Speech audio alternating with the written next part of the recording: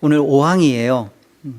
5항 하나님의 언약 중에 5항 구약의 특징입니다. 우리 또박또박 우리 같이 한번 읽어볼까요? 은혜 언약은 율법 시대와 복음 시대에 각기 다르게 집행되었다.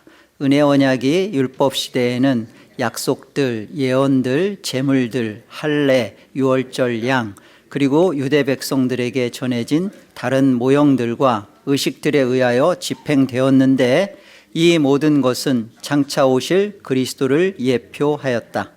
그 당시에는 약속된 메시아를 믿는 신앙으로 선택자들을 교훈하며 세우는 데 있어서 성령의 사역으로 말미암아 이것들만으로도 충분하였고 효과적이었다. 그 메시아로 말미암아 그들은 완전한 죄사함과 영원한 구원을 얻었는데 이를 구약이라 부른다. 구약의 특징 5항에 4가지가 설명되고 있어요. 오늘은 2가지만 다루겠습니다. 먼저 첫째요. 지금 우리가 하나님의 언약을 다룸에 있어서 크게 구속 언약은 뭐죠? 창세 전 언약이죠. 그리고 두 번째 뭐예요? 그래요. 행위 언약. 아담의 타락 전 언약이죠. 시험 볼 겁니다. 그리고 세 번째 뭐예요? 은혜 언약. 아담의 타락 후 언약. 구별되죠? 그런데 지금 이 5항에서 말하는 이 언약은 할 때 이건 은혜 언약이에요. 은혜 언약. 아담의 타락 후에 주어진 하나님이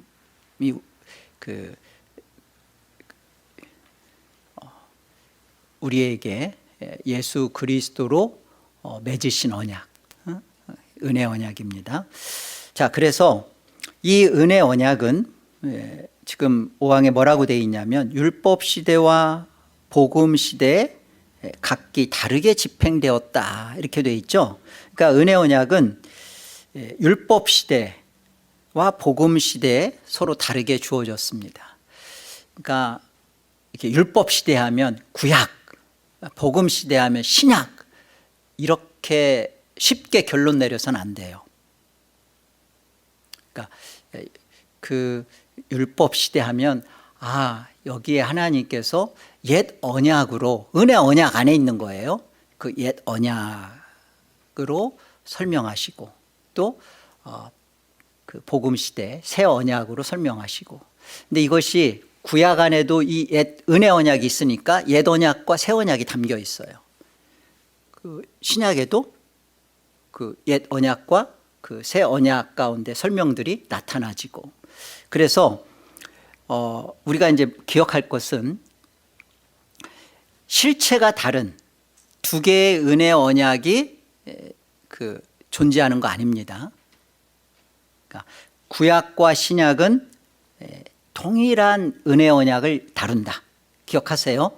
구약과 신약은 은혜 언약이 동일합니다. 동일한 은혜 언약을 다루는데 이것은 다만 두 시대를 가리킬 뿐이에요. 구약의 시대 또 신약의 시대. 그런데 그 안에 언약은 구약이나 신약이나 다 무슨 언약이에요? 은혜 언약이죠. 당연히 은혜 언약이죠. 그런데 그것이 율법 시대와 복음 시대로 이렇게 걸쳐서 나타나지는 거예요. 본질 면에서 구약과 신약의 은혜 언약은 차이가 없습니다. 본질 면에서 똑같아요. 두 시대에 걸쳐서 하나의 동일한 은혜 언약입니다. 동일한 은혜 언약이에요. 그것이 동일한 은혜 언약이 그 안에 옛 언약과 새 언약으로 함께 있습니다. 아니 구약에도 그러면 새 언약이 있어요? 예. 우리 외우기도 쉬워요. 에레미야서 31장 31절 여호와께서 말씀하시니라 내가 이스라엘 집과 유다 집에 무슨 언약을 맺으리라? 새 언약을 맺으리라 그래요. 새 언약을. 내가 남편이 되었어도 옛 언약 가운데 했어도 너희가 따라오지 않고, 그러니까 우상을 버리지 않고, 그러니까 그 마음에 직접 그 새 언약이신 예수 그리스도가 직접 들어오시겠다라는 말씀으로 같이 맺어 주시잖아요. 같이 있는 겁니다. 자, 그러니까 우리가 우리 신앙생활하면서 자꾸만 율법과 복음을 지나치게 이렇게 대조하면서 구약은 율법 시대, 신약은 복음 시대, 이렇게 생각하기가 너무 쉬워요. 구약을 이해할 때는 여긴 율법 시대야, 신약은 복음 시대야, 이렇게. 그러니까 전혀 그 구약 가운데 담겨진 아브라함의 믿음과, 그러니까 믿음의 조상 아브라함 할 때 그 아브라함의 믿음과 동일한 믿음으로 아브라함도 구원받고 나도 구원받았다라는 설명을 이해를 못해요. 동일한 믿음이어야 합니다. 예수 그리스도를 믿는 믿음이 같아야 돼요. 그러니까 구약이나 신약이나 우리가 분명하게 알 것은 뭐냐면 구약에는 복음이 없고 그 신약에는 다 복음이니까 율법이 필요 없다, 이렇게 생각해서는 돼요, 안 돼요? 안 되는 거예요. 구약에도 복음이 있습니다. 구약에는 율법만 있잖아요. 그 율법 속에 오실 예수 그리스도와 그 예수 그리스도의 십자가의 죽음이 구약의 율법 안에 담겨져 있거든요. 그걸 만나면, 십자가가 있게 되면 구약의 율법이 복음이 돼요. 자, 신약에 이루어진 복음을 받았어도 그 율법을 성취하시고 십자가에서 다 이루신 예수 그리스도의 십자가가 그 말씀 속에서, 이루어진 말씀 속에 없으면, 내 안에 그 십자가를 못 만나면 그는 여전히 율법 붙들고 있는 거예요. 그는 여전히 자신이 하나님 앞에 이루어지지 않은 말씀 때문에 심판을 받게 되는 거예요. 그러니까 딱 나눠가지고 구약은 율법 시대, 구약에는 율법 시대니까 복음이 없고, 신약은 복음 시대니까 율법이 불필요하다, 이렇게 해서는 안 됩니다. 지금 그 얘기를 일단 가르쳐 주는 거예요. 은혜 언약은 율법 시대와 복음 시대에 각기 다르게 집행되었다. 이 의미를 잘 이렇게 따라오셔야 됩니다. 제 이 스위스 신앙 고백서를 보면 이 누가 작성한 거냐면, 우리가 스위스의 그 쯔빙글리 있죠, 종교개혁자. 그 쯔빙글리의 제자인 블링거라는 이 탁월한 개혁 신학자가 작성한 신앙 고백서 문입니다. 거기에서 뭐라고 했냐면 13장에 보면 구약에도 복음적인 약속들이 있다. 따라서 구약 성도들도 복음을 가지고 있었다라고 진술합니다. 로마서 1장 2절에 가보면 이 복음은 하나님이 선지자들을 통하여 그 아들에 관하여 성경에 미리 약속하신 것이라, 이렇게 기록되어 있어요. 자, 그렇다면 지금 로마서에서 말하는 이 복음은 하나님이 선지자들을 통하여 그 아들에 관하여 성경에, 그럼 이 성경은 구약이에요, 신약이에요? 하나님이 선지자들을 통하여 그 아들에 관하여 미리 약속하신 거예요. 그러면 이건 구약이에요, 신약이에요? 구약이죠. 신약에 지금 기록되어 있으니까 이건 신약에 기록된 말씀인데요. 이 복음은 하나님이 선지자들을 통하여 그 아들에 관하여 미리 약속한, 그러니까 구약에 그 아들이 선지자들을 통하여 그 안에서 다 예언되고 계시되고 있었다는 겁니다.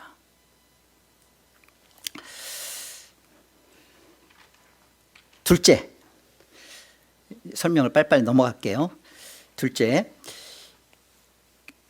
여기 보면 그 은혜 언약이 신앙고백서에 보면 이렇게 돼 있죠. 은혜 언약이 율법 시대에는 약속들, 예언들, 제물들, 할례, 유월절량 그리고 그 여러 가지 모형들과 의식들에 의해서 이렇게 집행되었다 그럽니다. 구약에서의 이 은혜 언약은요, 그러니까 그 옛 언약이죠. 옛 언약, 구약 시대 그 구약에서의 그 은혜 언약은 예표적 언약입니다.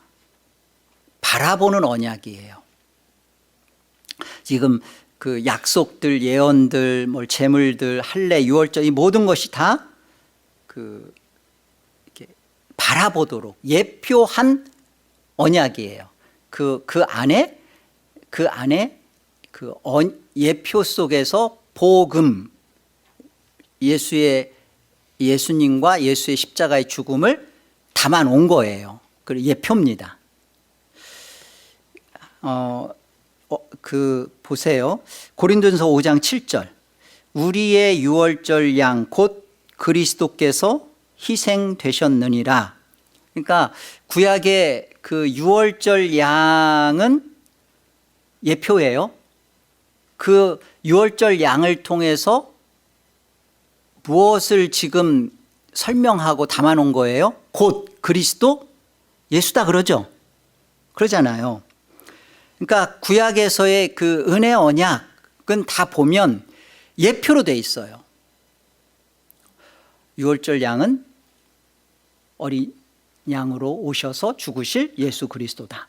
그 설명이고요. 또 골로새서 2장에도 가보면 여긴 그림자와 실체로 설명하죠. 그러므로 먹고 마시는 것과 절기나 초하루나 안식일을 이유로 누구든지 너희를 비판하지 못하게 하라. 이것들은 장래일의 그림자이나 몸은 그리스도의 것이니라. 그림자와 실체죠. 여러분, 그림자가 있다라는 것은 다시 말하면 실체가 있다는 거죠. 실체가 없는데 그림자가 있을 수 없어요. 그러니까 그림자를 계속 이렇게 구약에서 그림자를 보여주는 것은 장래일에, 그러니까 이제 틀림없이 오실, 그러니까 그림자가 있다라는 것은 이 성전이면 이 성전으로 오실 예수 그리스도, 언약궤, 이 언약궤의 말씀으로 임마누엘 하실 예수 그리스도, 그러니까 다 실체를 설명하고자 그림자로 구약에서 말씀하시는 거예요. 중요한 거죠. 이것을 알고 이것에 대한 믿음이 들어오게 되면 우리 신앙을 우리가 어떻게 하게 되냐면, 여기서 땅의 것을 가지고 땅의 것, 보이죠? 보이죠? 그러니까 땅의 것을 가지고 이것을 가지고 그 영원한 것을 살려고 해요. 영원한 것을 가지려고 해요. 못 갖습니다. 자, 보세요. 그림자를 움직이려면 그림자 한번 움직여 보세요. 안 되죠. 실체가 움직여야 그림자가 움직여집니다. 우리 안에 지금 우리가 살고 있는 모든 땅의 것들은 사실은 그림자예요. 근데 이 그림자를 가지고서 영원한 것을 얻고자 그림자를 가지고 영원한 것을 살 수가 없어요. 영원한 보이지 않는 것, 진짜 실상을 알아야만 이 허상인 그림자에 잡혀서 인생을 여기에 목적을 안 둔다고요. 그러니까 구약에서 보여지는 이 모든 것들이 신약에서 실체로 그리스도의 몸으로 나타났다라는 이 믿음을 저와 여러분이 지금 갖고 신앙하냐고요. 지금 이스라엘 백성들이 제사를 지내고 할례를 하고 그렇게 하고 있는 그들 속에 그들은 그림자를 붙들고서 그림자를 보면서 하고 있어요. 근데 이것은 오실 실체의 그림자의 허상이죠. 사실은 오실 실체, 몸이 진짜래요. 예수 그리스도의 몸이 진짜라고. 이걸 하면서 여기만 보고 있어. 이것만 붙들고 있어요. 내가 제사했고 내가 할례 했으니까 나는 영원한 하나님 나라를 유업으로 받았고 영원한 것을 살고 있다. 이렇게 하고 있다고요. 아니죠. 이것들을 통해서 진짜 실상인 실체 되신 예수 그리스도를 참으로 바라보고 믿는 그 믿음이야말로 제사를 왜 하고 할례를 왜 하고 이런 것들이 의미가 있고 설명이 되는 거잖아요. 우리 신앙도 똑같다고요. 지금 우리 안에서 내가 진짜 실상인 누가 보이는 것을 소망하리요. 진짜 참 소망은 보이지 않는 것이죠. 그 보이지 않는 것이 진짜 실상입니다. 믿음으로만이 볼 수 있어요. 그 믿음을 가지고 지금의 것을 움직이는 겁니다. 땅의 것에 잡혀 살지 않고 이 땅의 것을 그 실체를 가지고 움직일 수 있는 사람, 그가 복음을 가진 자죠. 구약도 마찬가지였고 지금 신약 안에 살고 있는 우리도 같아요. 이 설명을 잘 이해하시기 바라요. 시행 과정을 보면 이제 그 구약에서의 은혜 언약이 어떻게 시행되어지느냐, 먼저 보면 아담의 타락 후에 시작되는 이 은혜 언약, 뱀, 사탄의 도구입니다. 이 뱀에게 저주함으로 이 은혜 언약들이 이제 나타나기 시작하죠. 창세기 3장 15절 그 여자의 후손, 이 여자의 후손으로 말미암아 그 사탄의 권세를 박살내실 것이다라는 것을 처음부터 말씀하시죠. 그러니까 이 말씀 속에 담겨져 있는 것은 그거예요. 우리는 이길지 질지 알 수 없는, 이길 수도 있고 뭐 질 수도 있고 뭐 이런 설명이 담겨져 있는 게 아니라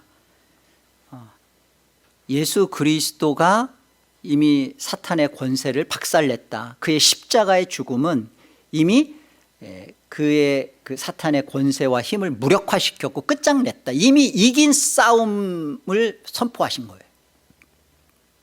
그 예수 그리스도 안에 있게 되어지면 그는 이미 이긴 자로 결정된 거죠. 이게 은혜 언약이에요. 예수 그리스도의 십자가의 복음 안에 있는 자는 그 실상이 뭐냐? 죄와 사망을 끝장낸 자요. 이미 이긴 자라는 것을 하나님의 언약으로 받은 겁니다. 하나님, 이게 은혜 언약이에요. 시작부터가. 그리고 그 다음에 주어지는 게 이제 노아 언약으로 나타나죠. 말씀 같이 한번 볼까요? 창세기 9장에 보면 우리 같이 한번 읽어봐요. 함께요. 하나님이 이르시되 내가 나와 너희와 및 너희와 함께하는 모든 생물 사이에 대대로 영원히 세우는 언약의 증거는 이것이니라. 내가 내 무지개를 구름 속에 두었나니 이것이 나와 세상 사이의 언약의 증거니라. 이 하나님께서 무지개를 하시면서 이것은 내 무지개다 그러세요. 내 무지개다. 이 무지개의 모습을 보세요. 이렇게. 그래서 이게 마치 그 활과 같은 모습이죠. 활과 같은. 하나님께서 이 무지개 속에 담겨놓은 것은 이제 막 그 비가 온 다음에 무지개가 뜨면 이제는 물로 우리를 심판하지 않겠다라는 것에 대한 하나님이 보여주시는 그림인데요. 이 그림의 실체는 하나님께서 너희가 심판받아야 할 너희의 화살, 너희가 쏘는 화살을 하나님이 받으시겠다라는 겁니다. 그러니까 그분이 직접 심판받아 죽으실 그 약속을 무지개 속에 담아 놓으신 거예요. 활이 하나님 무지개의 형태를 보세요. 하늘에서 이렇게 뜨는 게 아니라 하늘에서 이렇게 뜨죠. 하나님이 우리의 죄를 맞으시겠다는 거예요. 죄가 되시겠다는 거죠. 죄 없으신 하나님이 죄가 되어서 하나님의 영원한 심판을 하나님이 받으시겠다라는 것이 내 무지개예요. 약속의 증거를 담아 놓으신 거죠. 그러니까 노아 언약 속에도 하나님이 은혜 언약을 이렇게 보여주셨고요. 아브라함 언약 지난 시간에 설명했잖아요. 창세기 15장에 가보면 해가 져서 어두울 때 연기나는 화로가 보이며 타는 횃불이 쪼갠 고기 사이로 지나더라. 그날에 여호와께서 아브라함과 더불어 언약을 세워 이루셨다. 그러니까 그 십자가에 쪼개지신다라는 설명을 아브라함의 언약 속에 담아 놓으신 거고요. 모세 언약은 시내산 언약이라고도 합니다. 그러니까 그 애굽으로부터 나와서 홍해를 건너고 시내 광야에 도착한 때가 3개월이에요. 애굽으로부터 나와서 3개월이 됐을 때 하나님께서 모세를 시내 산으로 부르시죠. 그리고 거기서 하나님께서 그 돌판을 준비하게 하시고 그 말씀을 주십니다. 십계명을 기록하고 그러죠. 그런데 그거 가지고 내려와 보니까 그 금송아지 막 그 우상 숭배하고 그러니까 첫 번째 돌판을 깨죠. 돌판을 깹니다. 그리고 다시 하나님께서 여기 출애굽기 34장에 가보면 여호와께서 모세에게 이르시되 너는 돌판 둘을 처음 것과 같이 다듬어 만들라. 네가 깨트린 처음 판에 있던 말을 내가 그 판에 쓰겠다. 여러분 왜 이렇게 처음 돌판이 깨지고 두 번째 돌판을 하나님께서도 처음 돌판을 하나님이 다 준비하셨어요. 돌판도 준비하고 하나님이 직접 써서 모세한테 줬단 말이에요. 그런데 여기 보면 돌판 둘을 처음 것과 같이 다듬어서 만들어서 가지고 오래요. 그리고 네가 깨트린 처음 판에 있던 말을 여호와 하나님께서 다시 그 판에 쓰시겠답니다. 그냥 처음부터 이렇게 돌판이 하나님께서 이렇게 다 준비하셨듯이 두 번째 돌판도 그렇게 하실 수 있잖아요. 돌판을 준비하게 하시고 그리고 똑같은 말씀을 그곳에 쓰시고. 우리가 성경이 그냥 의미 없이 이런 것들에 대한 설명이 아니라 왜 돌판은 하나님이 만드신 돌판, 인간이 지켜낼 수 없다는 거죠. 못 지킵니다.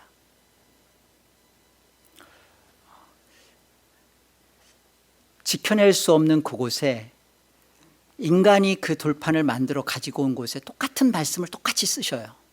그걸 어떻게 하시겠다는 거예요. 인간이 지켜낼 수 없는 그곳에 인간이 만든 그 판에 하나님 말씀을 두셔서 하나님께서 이 말씀을 너희는 준행하리라. 우리가 하겠습니다. 이 판 만들고서 다 하겠다고 했어요. 하나님 말씀대로 따르겠습니다. 그런데 못 따릅니다. 못해요. 하나님께서 그 판을 다시 만들고 하고자 하는 그들에게 너희가 못하지만 내가 반드시 말씀을 이루어내겠다라는 은혜 언약을 담아 놓으신 거예요. 그래서 판을 만들듯이 언뜻 보면 거기에 다 계명들이 보면 하나님이 하라, 그러니까 돌판을 우리가 만들어 가듯이 다 우리 안에 요구하는 거니까 언뜻 보면 다 행위 언약처럼 들리고 행위 언약으로 나타나요. 나 외에 다른 신을 내게 있게 하지 말아라. 하나님 외에 다른 것을 형상화시키지 말아라. 여호와의 이름을 망령 때 일컫지 말라. 안식일을 거룩히 부모를 이 모든 것들이 다 뭐예요? 다 행위 언약처럼 보이잖아요. 그러나 은혜 언약입니다. 왜냐하면 하나님께서 율법도 주셨지만요, 출애굽기 그 19장의 시내산으로 부르고 20장의 율법을 주시고 그리고서는 바로 그 다음에 어떤 일들을 하게 해요? 성막 짓게 하죠. 성막을 왜 짓게 합니까? 제사하도록. 그러니까 율법을 주면서 제사를 할 수 있도록 성막을 짓게 하고 그 안에 제사에 따른 제도들을 말씀하세요.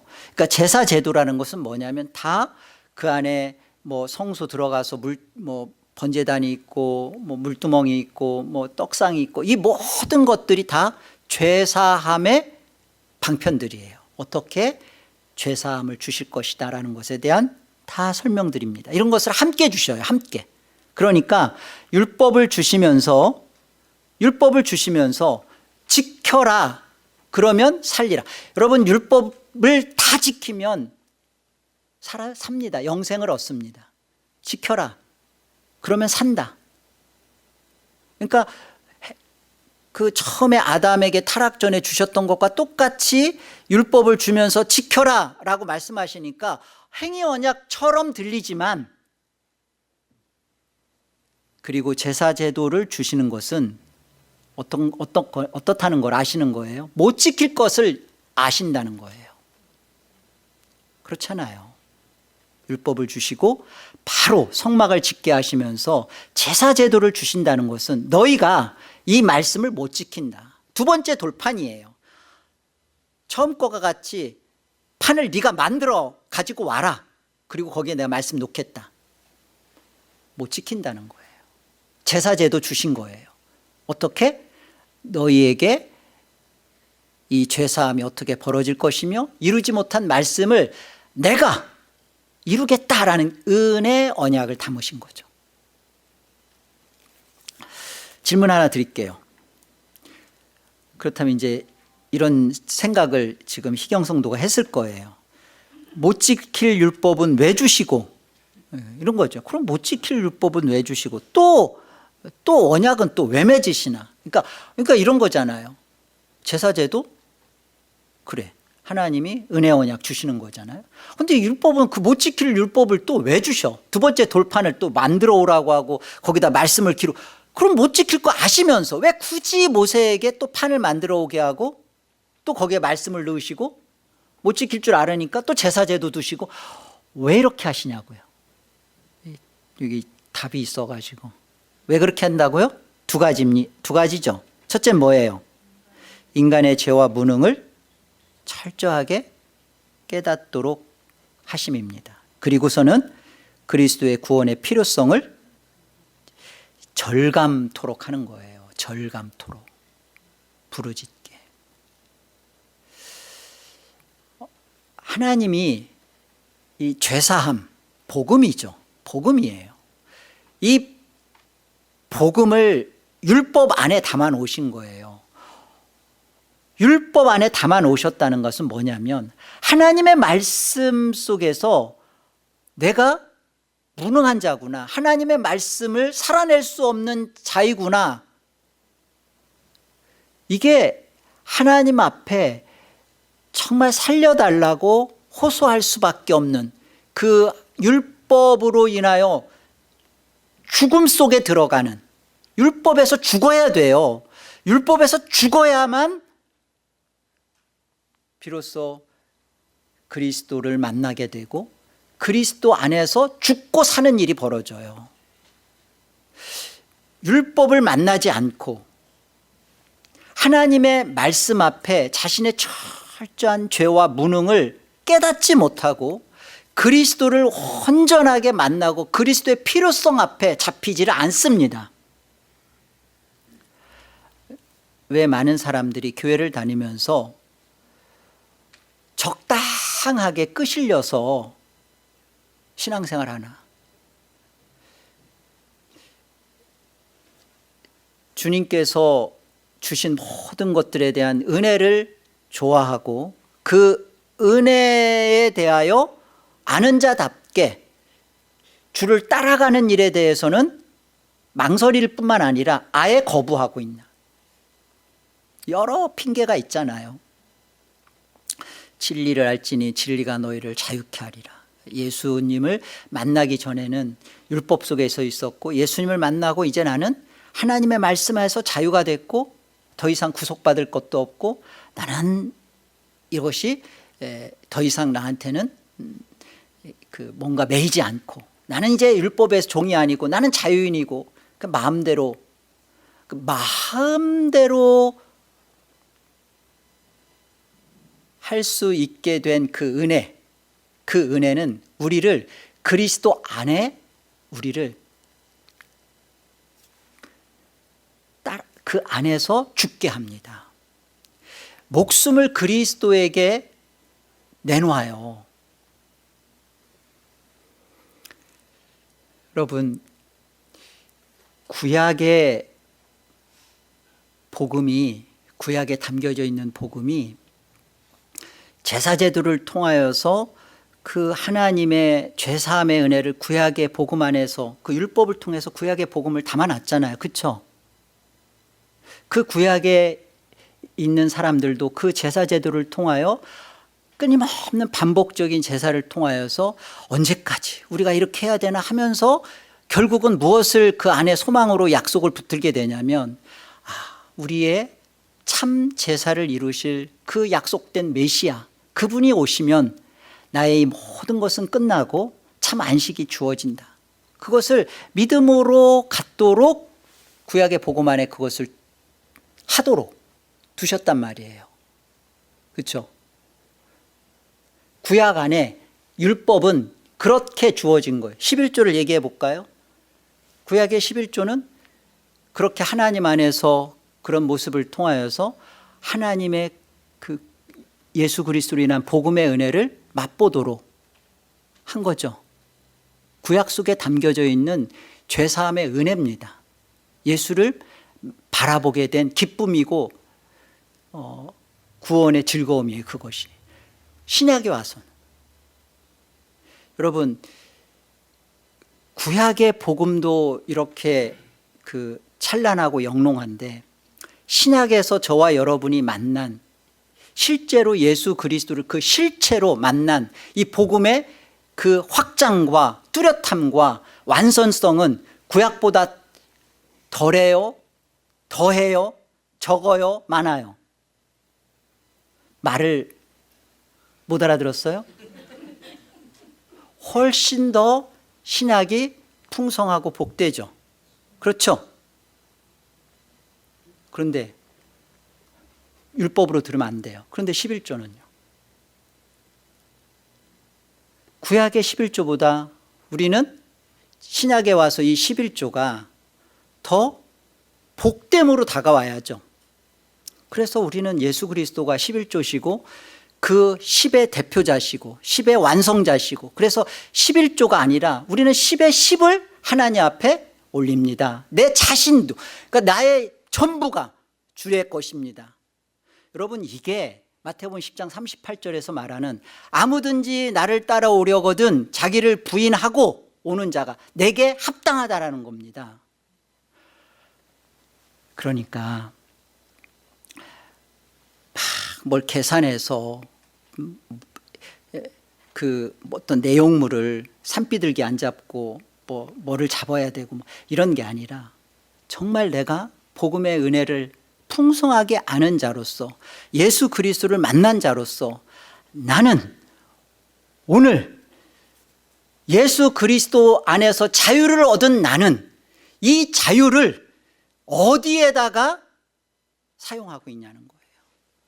복음의 은혜를 아는 자로 이 자유를 누리고 있는 것인지, 아니면 이걸 가지고 나는 내 육신의 안일과 육신의 그 쾌락과 게으름에 파묻고 있냐는 거예요. 여러분, 수요 모임 잘 오셨습니다. 오실 때 힘들죠? 이렇게 저녁까지. 왜 오는 거예요? 왜 오신 거예요? 안 오면 당회가 치리한다고 해서 정말 해야 되는데 당회가 이거 치리를 머뭇거리고 있어요. 왜 오시는 거예요? 이게 구속입니까? 여러분, 늘 말씀드리지만 사랑하는 남녀가 연애를 하면서 왜 결혼하려고 해요? 결혼하는 순간이 다 알죠. 결혼은 뭐 무덤이다 그러잖아요. 결혼하고 나니까 결혼하기 싫어졌지. 근데 희수하고 은석이 왜 결혼을 하려고 막 이렇게, 왜 그랬어요?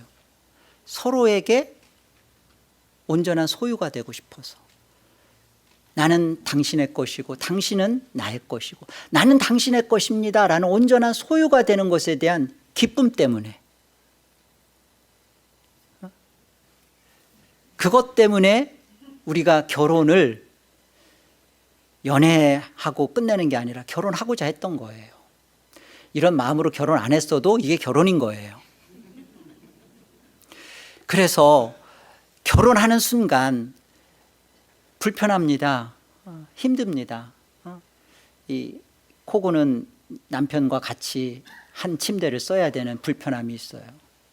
아니 내가 왜 이런 불편을 감수해?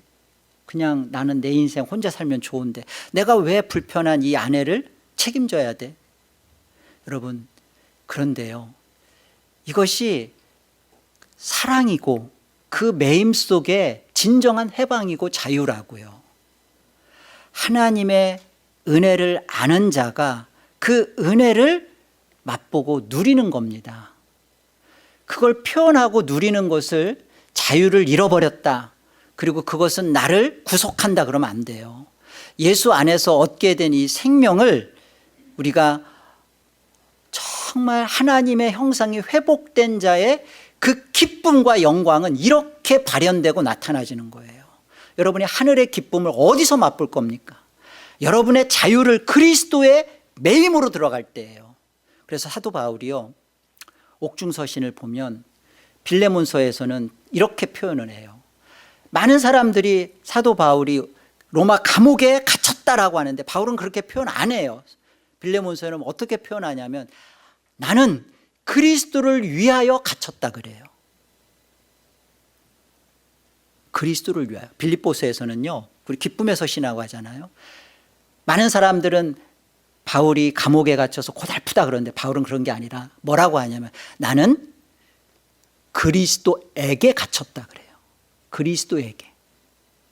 그리스도에게 갇혀서 이러하나 저러하나 내가 갇힘으로 인하여서 복음이 증거되매, 저쪽은 시기하여서 복음 전하고 이쪽에서는 진짜 바울 역할도 우리가 더하자 그래서 더 열심을 내서 복음을 전하는 것에 대하여 바울은 기쁘다 그럽니다. 왜? 눈에 보이는 이 허상인 그림자에 갇혀서 이 상황에 목매여 있는 게 아니라 진짜 그리스도의 몸된 그 실상 앞에서 내가 그 그리스도에게 갇혀 있다는 것. 그래서 복음이 지금 로마에 확장되어 나가는 것에 대한 이 기쁨을 갖는 거예요. 이게 구원받은 참 백성의 모습이죠. 아멘이죠. 그런 겁니다. 잊지 마세요. 갈라디아서 3장 17절 볼까요? 우리 17절 19절 같이 읽어봅시다. 하나님께서 미리 정하신 언약을 430년 후에 생긴 율법이 폐기하지 못하고 그 약속을 헛되게 하지 못하리라. 그런즉 율법은 무엇이냐? 범법을 함으로 더하여진 것이라. 천사들을 통하여 한 중보자의 손으로 베푸신 것인데 약속하신 자손이 오시기까지 있을 것이라. 약속하신 자손 예수 그리스도가 오시기까지 율법은 주어진 겁니다. 그러니까 미리 정하신 언약, 이게 지금 아브라함 언약을 말하는 거예요. 은혜 언약이죠. 그것을 430년 후에 이 모세 언약, 그 율법을 주신 것이 그 하나님의 아브라함의 언약을 폐기할 수 없는 거죠. 그죠? 이미 아브라함에게 주신 그 언약은 율법이 있기 전에 이미 하나님께서 쪼개지셔서 내가 너희를, 노아의 자손을 내가 땅을 주고 너희를 구원하겠다라고 말씀하셨잖아요. 폐기할 수 없습니다. 미리 정하신 하나님의 은혜예요. 그런데 그 은혜가 아브라함 언약 뒤에 430년 뒤에 모세에게 율법을 또 주셨고 계속 있었잖아요. 예수 그리스도 오시기 전까지 여전히 율법이라는 것이 있잖아요. 이 율법이 하나님의 은혜를, 그 은혜 속에 담겨진 구원을 없이 하지 못한다고요. 절대적으로 그 율법은 우리의 죄된 모습을 보게 하고 예수 그리스도를 정말 갈구하며 그 예수 그리스도를 찾아가도록 그 역할을 하는 거예요. 율법이 우리를 구원하거나 율법이 우리를 구원 못하거나 여기에 달려있지 않습니다. 질문 두 번째, 그러면 그리스도 안에 들어온 자들에게는 이제 율법은 아무런 의미가 없는 건가? 이런 생각을 이전에 안 했다가 지금 한 거죠. 그리스도 안에 들어온 자들에게는 이제 더 이상 율법은 필요하지 않은 거 아닌가? 무슨 의미가 있지? 하나님 나라의 영광스러운 복됨과 구원의 즐거움을 누리게 하는 신앙의 다림줄입니다. 율법을 우리가 지켜서 구원받고 하는 일은 없어요. 하나님이 율법 주신 의도 자체가 그게 아니었잖아요. 율법은 지켜봐라. 그런데 율법은 못 지키게 주신 거예요. 지킬 수 없도록 주신 거예요. 그런데 지켜보라는 겁니다. 왜? 그래야 너가 누구인지 실체 너가 확 까발려질 것이고, 그리고 그 속에서 아이고 하나님 나 어떻게 해요 하고 두 손 두 팔을 들을 그런 존재가 되도록 하는 것이 전제예요. 부르짖어야 돼요. 괴로워야 돼요. 고통스러워야 돼요. 하나님의 말씀이 우리의 양심과 우리의 살려내신 그 영을 이겨야 돼요. 너무너무 힘들어야 돼요. 그리고서 예수 그리스도를 만나야 돼요. 내가 하나님 살려주세요. 내 교만했어요. 하나님 말씀 가지고 내가 내 잘난 맛에 혼자 서봤어요. 하나님 살려주세요라고 두 손을 들 때, 그때 예수님이 우리를 찾아오시고, 그때 예수님이 우리 안에 들어오시고, 그걸 예수님을 만났다 그러는 겁니다. 이렇게 만나야 돼요. 이렇게 안 만나고 교회 왔다 갔다 하고 그러면서 예수를 믿는다, 내가 예수를 믿는다는 것 가지고서는 지금 하나님이 우리에게 구원하시려는 이 구원의 원리와 구원의 방식 안에 들어가지가 않는 거잖아요. 그러니까 주의 이름으로 귀신 쫓고 주의 이름으로 병 고치고 선지자 노릇해도 불법인 거예요. 불법. 나는 너희를 모른다는 겁니다. 어떠한 일을 했어도 모른다라고 설명이 되는 거예요. 우리가 성찬식 때 언약을 이렇게 십계명을 낭독하는 이유는요, 그 십계명 속에서 우리를 다시 한번 막 그 죄의식을 발동시키고 막 그러는 게 아니라, 이런 하나님의 말씀 앞에 내가 이런 죄인이구나, 이런 나를 위하여 예수 그리스도의 피와 살을 흘리셨고 너희가 내 살과 피를 먹고 마시지 아니하면 영생을 얻을 수 없다, 나와 상관없다라는 것에 대하여 깊이 절감하는 거예요. 예수 그리스도를 정말로 사모하며 만나는 겁니다. 겸손해지는 거죠. 정말 이 겸손은 하나님 앞에 피조물로서의 겸손 정도가 아니라 하나님 앞에 죄인으로서 진정한 겸손이에요. 마지막 다윗 언약을 보면요, 사무엘하 7장에 보면 다윗에게 내 왕위가 영원히 경고하리라 한 것은, 이건 솔로몬 그 아들에게 준 것을 넘어서는 겁니다. 물론 당장 보이는 건 솔로몬이지만 솔로몬의 그 집과 나라가 하나님 앞에서 영원히 보존됐습니까? 나뉘어지잖아요. 그러니까 이것은 영원한 왕이신 메시아 예수 그리스도를 예표하고 있는 말씀인 거예요. 그래서 이 예표된 말씀이 누가복음 1장 32절에 가보면 주 하나님이 그 조상 다윗의 왕위를 그에게 주시리니 그의 나라가 무궁하리라. 그의 나라가 누구의 나라요? 예수 그리스도의 나라죠. 예수의 세계에 들어온 저와 여러분의 나라입니다. 사도행전 13장에도 보면요, 다윗을 왕으로 세우시고 증언하여 이르시되 내가 이새의 아들 다윗을 만나니 내 마음에 맞는 사람이라 내 뜻을 다 이루리라 하시더니 하나님이 약속하신 대로 이 사람의 후손에서 이스라엘을 위하여 구주를 세웠으니 곧 누구라? 바로 그러니까 이 다윗의 나라와 그 왕위가 영원토록 무궁하리라 라고 말씀하셨던 그 다윗에게 주신 언약은 예수 그리스도로 주어진 언약이라고, 은혜 언약이라고요. 그 은혜 언약의 결과로 다윗은 바세바의 범죄와 또 우리아를 죽이는 살인과 또 그 헤아릴 수 없는 많은 속속에서 있었던 모든 그런 그 죄 때문에, 그런 죄로 인하여 다윗의 위가 빼앗겨지지 않습니다. 은혜 언약 백성의 모습이죠. 그가 하나님의 말씀대로 살으냐 또 죄를 안 졌느냐, 그거 가지고 그 나라의 위가, 하나님 나라와 예수의 세계가 없어지지 않는다고요. 빼앗겨지지 않는다고요. 그러니까 이 구약 시대의 특징이에요. 이렇게 그 옛 언약 속에 담아 놓으셔서 율법이라는 것을 통해서 도대체 우리에게 구약에서는 뭘 목적으로 하고 있는 것인가? 그렇구나. 구약에서 목적하고 있는 바는 우리로 하여금 하나님의 말씀대로 살 수 없음과, 그리고 예수 그리스도가 오셔서 이 일을 하신 것에 대한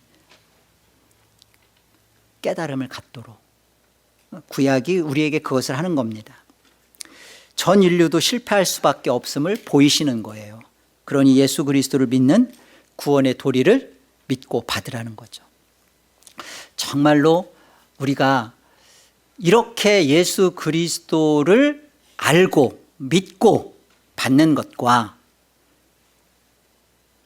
알지 못하고 예수 그리스도를 나는 믿습니다라는 말과는 천연지차입니다. 그래서 교회 안에서도 예수를 믿는다고 하면서도 땅의 것 가지고 살아가고요, 여전히 영원한 보이지 않는 참 소망이 오늘의 내 현실에 아무런 힘이 되지 않는 거예요. 실체를 움직여야 그림자가 움직여지는데 그림자 갖고 사는 거예요. 조금 더 뭘 먹을까, 무엇을 입을까, 애들은 어떻게 키울까, 노후는 어떻게 할까, 맨날 이 여기에만 있으니까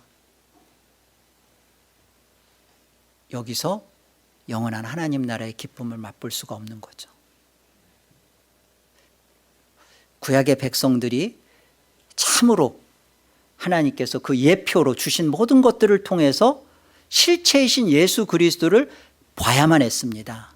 그걸 보도록 이런 모든 구약의 율법 시대, 옛 언약 안에서 그런 것들을 담아 놓으신 거예요. 지긋지긋하리만큼 제사하도록 한 거예요. 그래서 오늘을 살아가는 우리도 똑같습니다. 우리도 실체이신 예수 그리스도, 다시 오실 영원하신 그리스도, 주님 다시 오시는 그 영원한 참 소망을 붙잡고 오늘의 우리의 참된 하나님의 말씀 속에서 살아가는 진정한 하나님의 구원받은 백성들 다 되시기를 주의 이름으로 축복드립니다. 네, 기도하겠습니다. 하나님께서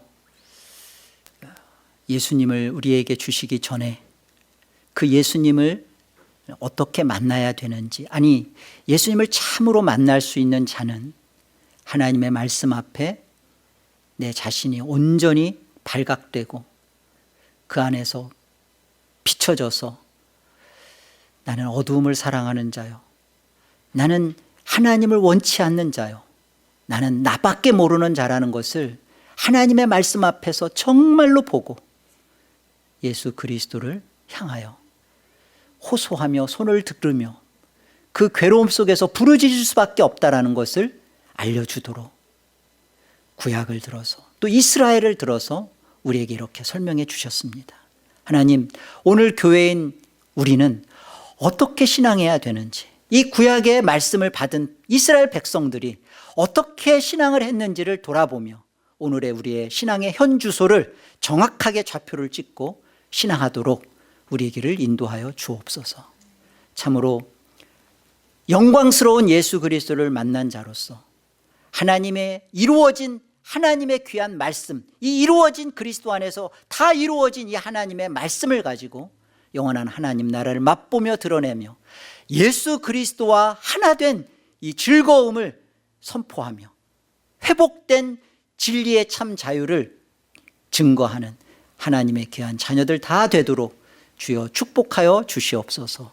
예수의 이름으로 기도합니다.